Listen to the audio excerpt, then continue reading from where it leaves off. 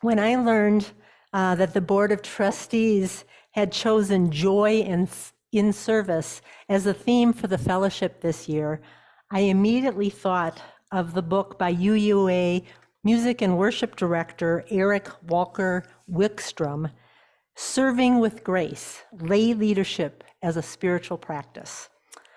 I first read this book 13 years ago when I said yes to serving the fellowship as president of the board, which incidentally, the theme selected for the 2010-2011 fellowship year that I served was boldly serving others. So it's similar to this year's theme. Currently, the board is studying Wickstrom's book as a way to enhance their leadership.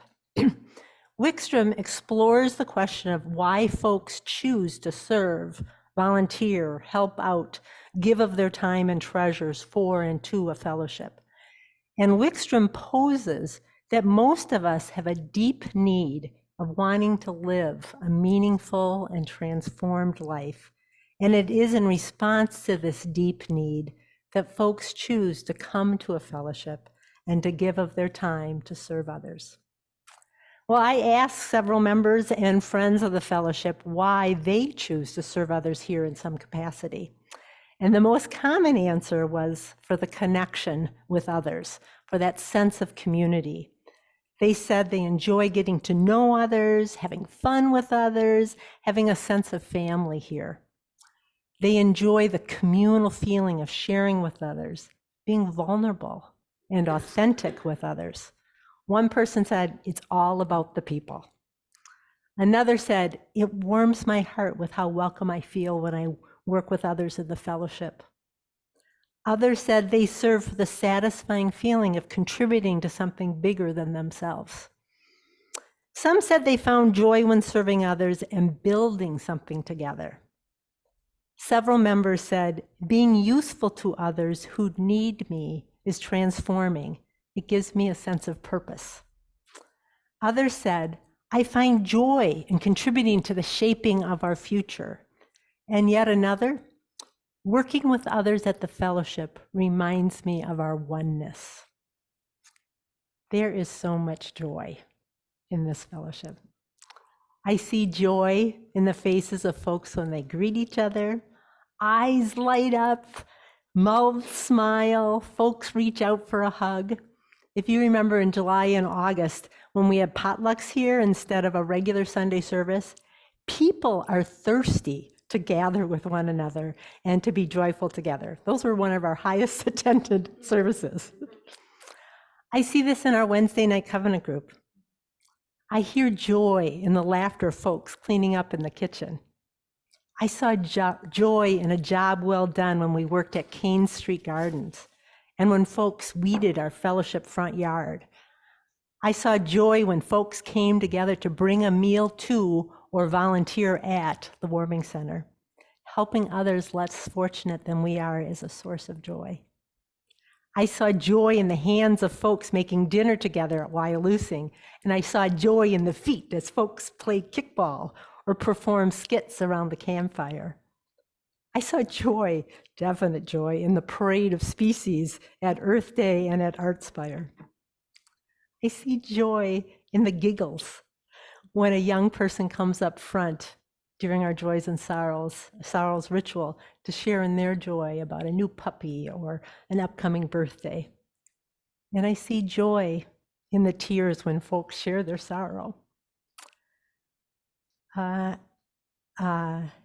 felt joy when we had a choir and we would sing a joyful song. And I see joy in the nodding of heads when we listen to a good talk that inspires us to be better people. I see joy here, and I see sorrow as well. Many of us have experienced loss of some sort, whether it be a death of a loved one, or loss of a hope or dream, or loss of a job or a pet. When we share these losses with one another, there is joy undergirding the vulnerability it takes when we share the loss and the grief, knowing we are being held with love in this community. We don't have to be happy all the time to still experience the joy in living and in being in community. So clearly, folks experience joy when they come together to do work here at the fellowship. Being intentional about how we do and how we serve, being intentional about how we do and how we view the work of the fellowship can help us continue to contribute with joy and can help prevent us from burnout. So Wickstrom asks us to look at the work we do in committees or board meetings, when planning events, cleaning up after an event, teaching RE, as an integral part of the mission of the fellowship, which partially is to nurture us spiritually. Remember, our UU La Crosse Fellowship mission is nurturing spirit, transforming lives, leading change. Wickstrom states that by reframing our acts of service as a spiritual practice, it will bring us more joy. We can look at our lay leadership or our acts of service as its own spiritual practice and use this work to stretch us in new directions. But sometimes as we stretch in new directions, it can be difficult. It's hard to say yes when asked to serve on a committee or a team because we know there's someone on the team with whom we don't necessarily get along. I remember being on a team with someone who really rubbed me the wrong way. He was always asking questions that I found annoying, and it slowed down the work of the team. We had to spend extra time each meeting discussing the issues he posed or explaining the pros and cons of each decision. It was hard in those moments, and I resented him. And I learned a lot about myself by working with this person.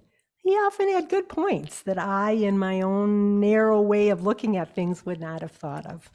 And his points, most likely, reflected those of others whose voices I wasn't hearing. In the end, with time and a lot of patience, I appreciate this person. I'm glad there are not more people just like him on the teams that I am on. And I am glad there are not more Amandas on the team. What a boring, unexamined team it would be if it was all made up of clones of me. So Wickstrom reminds us that being on a committee with someone who is challenging to work with can teach us better listening skills and patience, which can lead us to have better relationships in other areas of our lives, such as with coworkers or neighbors or family members. Wickstrom writes, leadership or acts of service within the fellowship can provide countless opportunities to learn more about yourself, your strengths and challenges, and how you work with others. You'll have the chance to practice patience and learn about listening, really listening to people with whom you disagree, yet who may well have something you need to hear. These are valuable lessons. Wickstrom goes on to say, the people with whom we have the greatest troubles are actually, or at least have the potential to be, our greatest teachers. Taking time to get to know the people with whom you are working can be tremendous benefit in transforming your fellowship leadership or your acts of service into a deep and fulfilling spiritual practice, and thus bring you more joy. And not just knowing the who, what, where, and when of their lives, but understanding the deeper questions about how. How do others like to work? What are their leadership styles? How do they process information? How do they see the world? Wickstrom states the fact that there are people on your task force or your work group who are not like you is a great gift to the group, because it means that the weaknesses in your style will be compensated for by others who possess strengths in those same areas. Working with people who are different from ourselves, perhaps even especially those who are so different from ourselves that we find them difficult, can provide us the opportunity to develop in ways we might otherwise not, especially if we do so consciously and mindfully. Wickstrom enforces the understanding that doing work for the fellowship can also teach us to learn which tasks to take on and which to decline as we learn and appreciate all our strengths and weaknesses. And committee meetings and stewardship drives, or you put in the blank of what you do, are where we can practice what we preach. One way that leadership or acts of service can serve you as a spiritual practice, and one of the tools for transforming it from a mere job into a fulfilling spiritual practice, is to take advantage of opportunities for leadership or acts of service to teach you about yourself. What kind of leader or participant are you? How do you relate to others? Which things come easier to you, and which are more of a challenge? Wickstrom points out that work devoted to something greater than yourself, such as the work we do here at the Fellowship for the Warming Center or Kane Street Gardens, lifts us out of that narrow sphere of individual concerns, enlarges our perspective, and provides context for the joys and concerns of our own lives. He states it's a reality check, bringing us constantly back to the truth of our seventh principle, in which we affirm the interconnected web of all existence. He writes, no lay leader gets to act alone. It means working for and with a group of people who have intertwining needs, hopes, fears, and expectations, all to help fulfill a common mission that binds us together. What better opportunity to learn over and over again that we are mutually interdependent. Wickstrom declares lay service means claiming your own strand of the interdependent web while honoring the needs of others. It means being a first-hand witness to the power of diversity united in a single mission. According to Reverend Carson in Making a Place for Joy, UUism calls us to be open to the fullness of life and trust that there is goodness and worth in every human being. We celebrate the interdependent web of all existence, the deep connections we share with all of life. Carlson says, we may weep for the great suffering in the world, and we should, but let us also make a place for joy, no matter how troubling the times.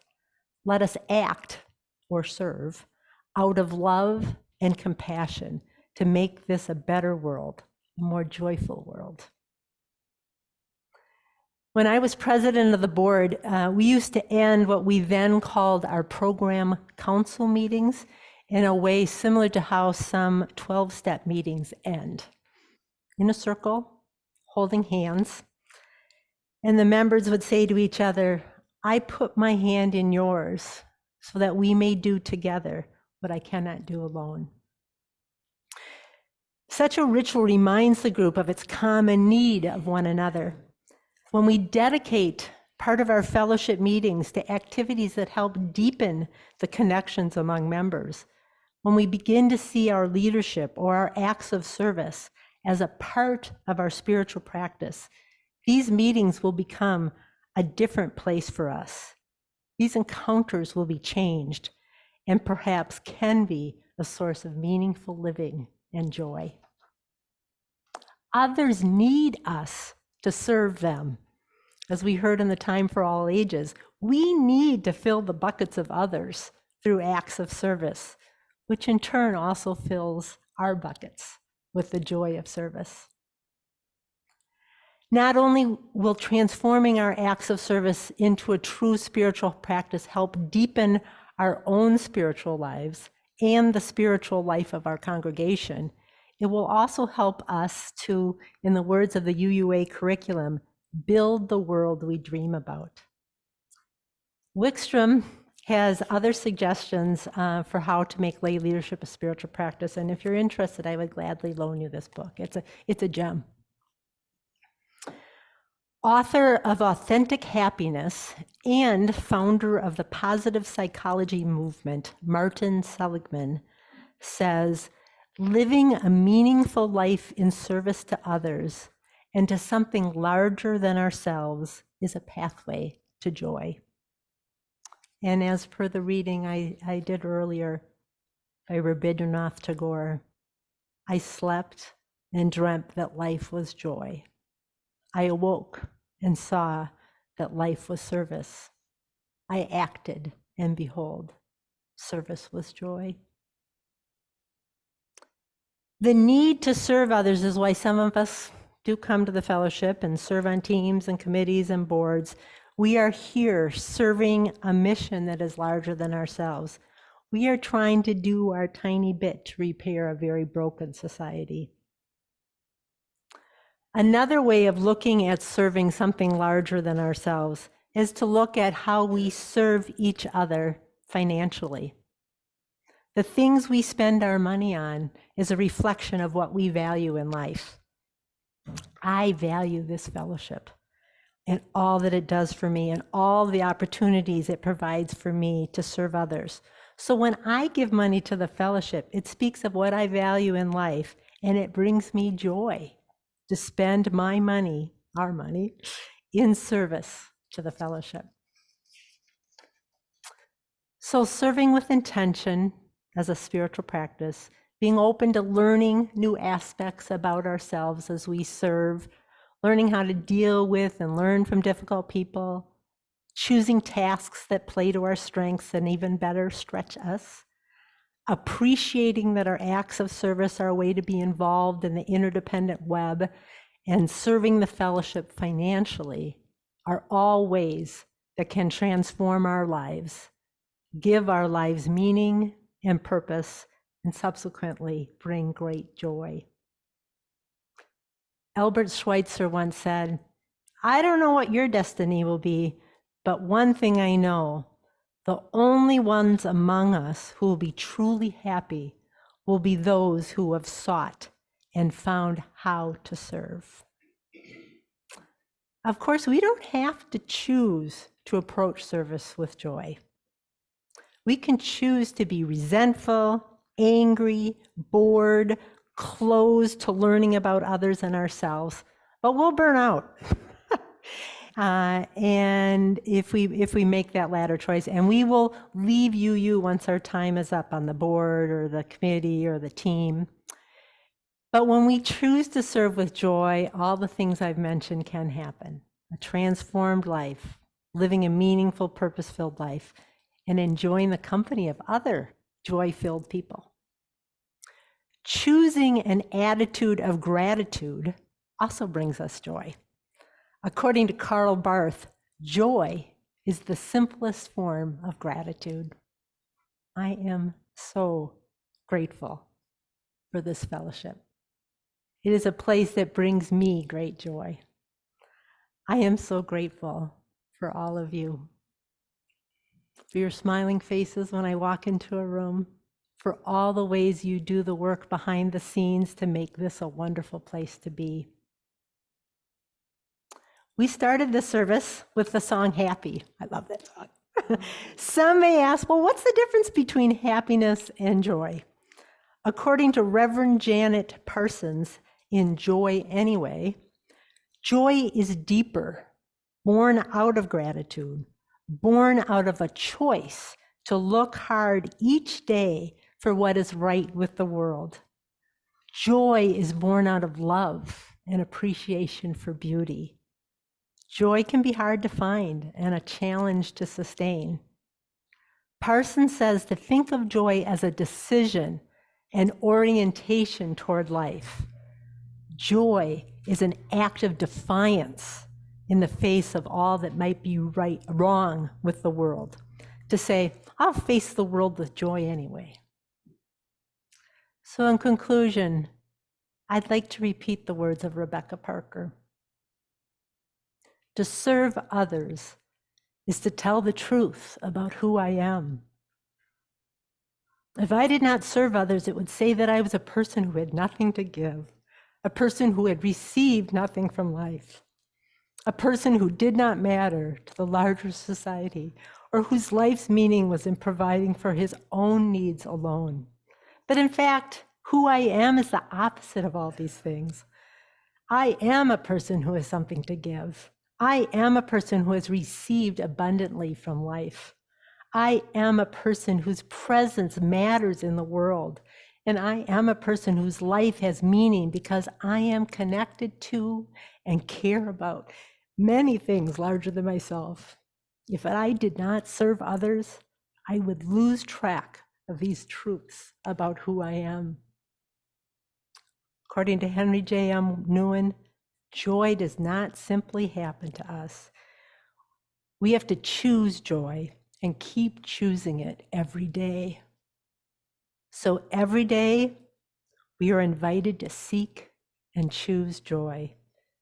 May you find joy, and may joy find you, and may joy in service be yours. Thank you.